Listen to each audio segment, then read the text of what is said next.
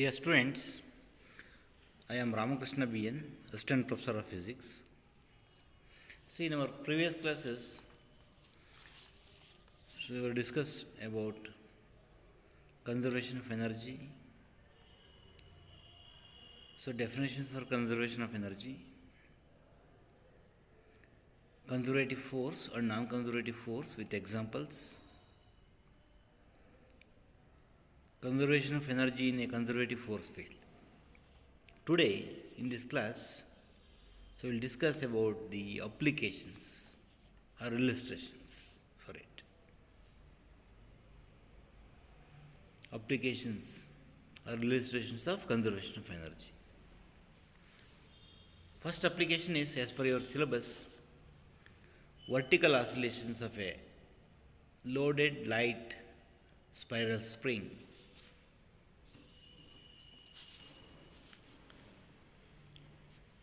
See, if you observe the diagram, there is a spiral spring which is loaded. One end is fixed and another end of the spiral spring is loaded. Okay?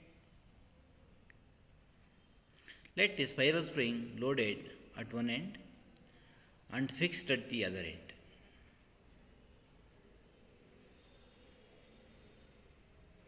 So M into G is a weight of the load which is moving towards downward direction. Suppose if oscillations given to the spiral spring, the spiral spring performs vertical oscillations. See, all of you know that spiral spring. What is spiral spring? A spiral spring is an elastic object that stores mechanical energy. Springs are typically made of spring steel. There are many spring designs in everyday use. The term often refers to coil springs. There are so many applications of these spiral springs. So we can see that in vehicles, vehicle suspension, leaf springs, in watches, balance springs. We can see the spiral spring in jeweler, clock, pop open devices like CD players, tape recorders. You can see the spiral spring in pens, spring shoes, keyboards, airsoft gun, etc. Okay, so there are all few examples, applications of the spiral spring. Okay, so acceleration of a mass is directly proportional to distance of the mass from the mean position, and it is always directed towards the mean position. Therefore, vibrations of the spiral spring is simple harmonic. Okay, the vibrations of the spiral spring is simple harmonic.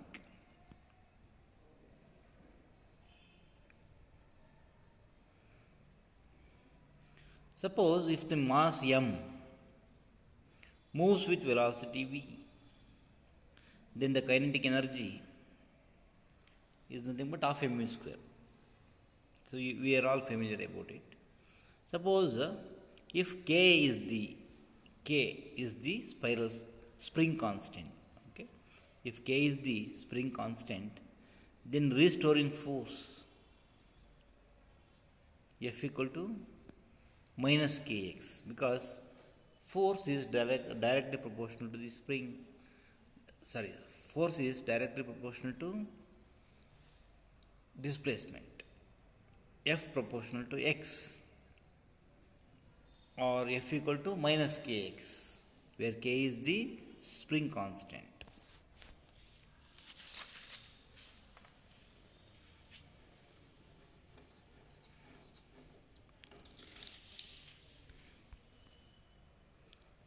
considering only the magnitude, okay, just by removing negative value, negative sign, by considering only the magnitude, the restoring force F equal to kx. F is the force, k is the spring constant, x is the displacement of this spring. When we given the vertical oscillations, spring moves up and, okay, it moves vertically up and down, okay, with variation of kinetic energy and potential energy. X is the displacement, okay, of the spring. See, the potential energy U is equal to 0 to x, 0 to x. When the spring is at rest is 0. When it get displacement due to oscillations, the displacement is x. Therefore, integration from 0 to x, F into dx. F into dx, force into displacement is the work done. The total amount of work done is nothing but the potential energy. Therefore, F is nothing but kx. So, integration 0 to x, k is constant, integration of x is x square by 2. Therefore, potential energy is nothing but half kx square, where k is the spring constant. At any instant of time, according to the law of conservation of energy, so this was discussed in our previous class, total kinetic energy and potential energy is always constant. Kinetic energy is half mv square, potential energy is half kx square. Therefore, sum of the energy, that is half k mv square plus half kx square, is equal to constant. See, in simple harmonic motion, kinetic energy is maximum at mean position, 0 at the extreme position.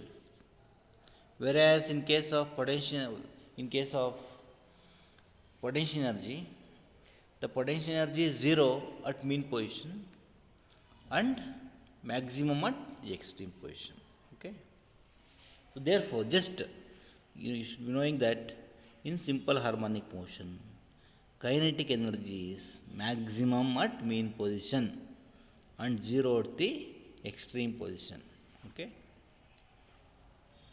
So at the extreme position, the energy is only potential. At the mean position, since the velocity is maximum, the energy is only kinetic energy. So between the mean position and the extreme position, the total energy is the sum of kinetic energy and potential energy.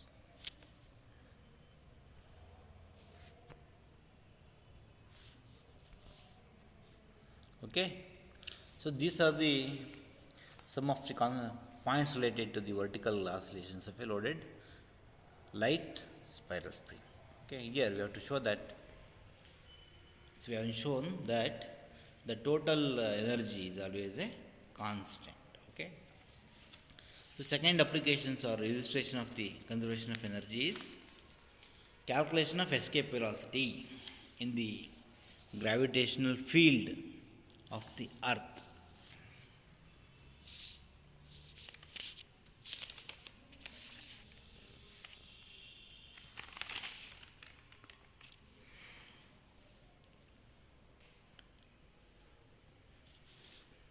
See, when a body is projected in the upward direction, it returns back to the earth's surface because due to the earth's gravitational power or earth's gravitational pull of the earth's gravitational pull.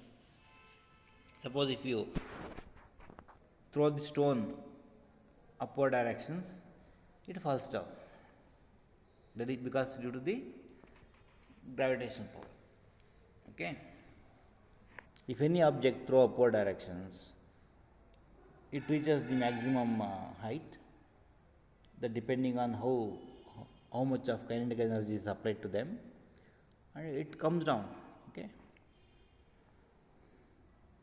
because there is a gravitational pull, it, okay, attracts that objects.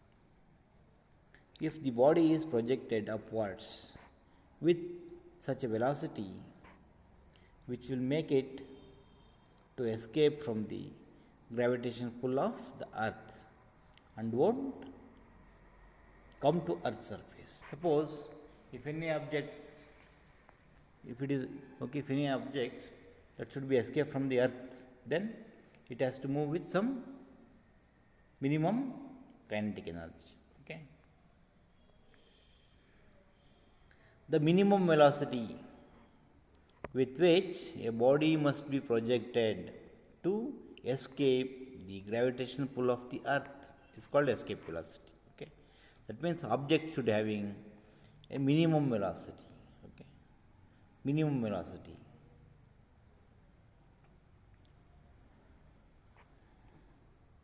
So therefore escape velocity can be defined as the minimum velocity with which a body must be projected, the body must be thrown to escape the gravitational pull of the earth. See, we are all familiar with about the escape velocity, the value of escape velocity. So we know that 11.2 kilometer per second. That means if any object moves greater than the 11.2 kilometer per second, okay, then only they can escape from the gravitational pull of the earth. So if the okay, velocity of the objects lesser than the 11.2 kilometer per second, so they will come down to the earth, they will fall down. For example, satellites, okay, so they move greater than the escape velocity, that is 11.2 kilometer per second, okay. Consider a body of mass m lying at a distance r from the center of the earth. Suppose you take the earth, consider the earth, the distance r is from the center of the earth to the surface of the earth, distance is small r. There is an object small m having the mass small m which is on the surface of the earth. Capital M is the mass of the earth, small m is the mass of the body which is on the earth surface.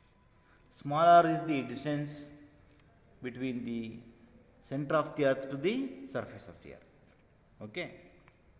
Then gravitational force of attraction acting on the body is F equal to G m by r square. So G, capital G is the universal gravitational constant. So you are all familiar with about this equation, okay. Suppose there are two bodies which are separated by a distance r, okay, m1 and m2 are the two mass of the body which are separating a distance small r, then F proportional to m1 into m2 by r square. Or if you remove the proportional constant, by removing the proportional sign, we can introduce a constant G, okay. G is the universal gravitational constant. Therefore, F equal to G m by r square. F is the force, gravitational force. Capital G is the universal gravitational constant. Capital M is the mass of the earth. Small m is the mass of the body. Small r is the distance between the center of the earth to the mass of the body which is on the surface of the earth. Now, if this mass has to be moved from a distance dr, this mass means here small m is the mass of the body which is on the surface of the earth. If you take that object to a little more higher distance to dr, okay, away from the earth. Then work that has to be done on the body. So work done is nothing but to take the body to a distance dr from the surface of the earth. Okay, so work has to be done. That is dw amount of work has to be done to take the body to a distance of dr from the surface of the earth. Then dw equal to f into dr, force into distance. But f is nothing but gmm by r square. Okay. Then the work done on the body is dw equal to gmm by r square into dr. Suppose if the body must be moved to infinite distance from the surface of the earth, that is to escape the gravitational pull of the earth. See, if the body must be moved to infinity from the surface of the earth, that is to escape from gravitational pull of the earth. To achieve this, total amount of work done. So dw is the small amount of work done. So w is the total amount of work done. That has to be done on the body. So w equal to integration capital R to infinity gmm by r square into dr. So here gmm are constant. So integration of 1 by r square is minus 1 by r. Apply the limit. So capital R to infinity. Then you will get, see, 1 by infinity is 0. Okay, so by applying the limit, so you will get gmm by r. It is clear that if a body of kinetic energy equal to or more than gmm by r will escape completely from the earth. Okay. If any object which are having a kinetic energy is equal to or more than the term gmm by r. So capital G is the universal gravitational constant, capital M is the mass of the earth, small m is the mass of the body,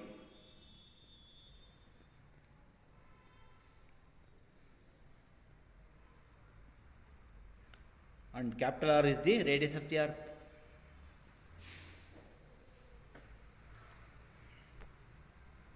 Okay. Therefore, the minimum velocity with which the body must be projected to escape from the gravitational pull of the earth is given by, so escape velocity means object minimum okay, kinetic energy is nothing but half mv square is the kinetic energy to escape from the surface of the earth is equal to gmm by r. Or by simplifying, v square equal to 2gm by r. By simplifying, half mv square equal to gmm by r. So v means escape velocity is equal to square root of 2gm by r. But we know that acceleration due to gravity small g is equal to gm by r square, or gm by r equal to gr. So because we know that the escape velocity expression v is equal to square root of 2gm by r. So there is a term gm by r. Okay. So gm by r is nothing but gr. So by substituting gr in place of gm by r, so you will get escape velocity v equal to square root of 2gr. So g is acceleration due to gravity 9.8 meter per second, radius of the earth 6.4 into 10 power 6 meter. Then we will get the expression for escape velocity v equal to square root of 2gr square root of 2 into 9.8 into 6.4 into 10 power 6. Okay. So if we simplify these values, then finally you will get 11.2 into 10 power 3 meter per second, or 11.2 kilometer per second. That means if any object moves greater than or equal to the escape velocity, that is 11.2 kilometer per second, then they escape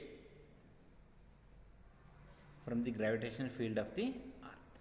So these are the points. Okay, these are the equations used to calculate the escape velocity in the gravitational field of the earth. Okay, so these two are the applications or illustrations for conservation of energy. So next class we will discuss about the conditions for a geostationary satellite, and there are some numerical problems in this chapter. Okay, that we will discuss in next class. Thank you.